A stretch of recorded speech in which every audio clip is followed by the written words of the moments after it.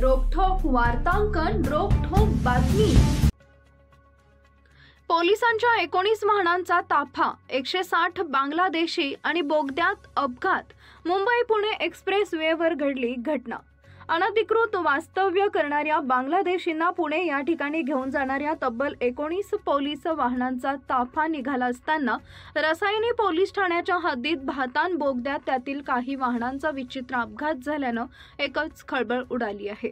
मुंबई पुणे द्रुतगती महामार्गावर भातान बोगद्यात आज सकाळी मोठा अपघात झालाय। 19 वाहनात तब्बल एकूण 160 बांगलादेशी होते। मिळालेल्या माहितीनुसार पुढील वाहनानं अचानक ब्रेक दाबल्यानं मागील जवळपास 6 ते 7 वाहनं एकमेकांना धडकली। यात 19 पोलीस कर्मचारी आणि 12 बांगलादेशी जखमी झाले असून जखमींवर एमजीएम रुग्णालयात उपचार सुरू आहेत। याबाबत अधिक माहिती रायगडच्या पोलीस अधीक्षक अंचल दलाल यांनी दिली आहे, तर पुढील तपास सुरू असल्याचं त्यांनी सांगितलंय।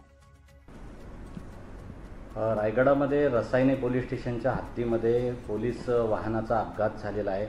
हा अपघात कशा पद्धतीचा होता, किती वाजता झालेला आहे आणि किती पोलीस कर्मचारी यामध्ये जखमी आहेत?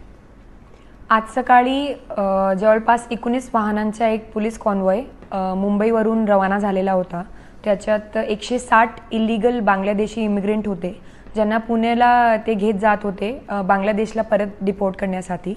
अंदाजन 7:45 वाजताचे जवळपास सकाळी भातन आपले जे बोगदे आहे तिथे हे अपघात घडलेला आहे। याच्यात जवळपास 19 पोलीस कर्मचारी आणि 12 जे इलिगल बांगलादेशी इमिग्रेंट आहे ते जखमी झालेले आहे।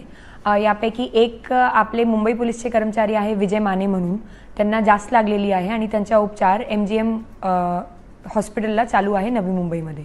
या संदर्भामध्ये वाहनावर कोणत्या गुन्हा दाखल झालाय का, कोणत्या पोलीस स्टेशनमध्ये कार्यवाही सुरू आहे? याच्यात एकूण 6 वाहन अपघातग्रस्त झालेले आहे आणि त्या वाहनांबद्दल आणि हे पूर्ण जे अपघात घडलाय याच्या दाखल करण्याची प्रक्रिया रसायनी पोलीस स्टेशनमध्ये चालू आहे।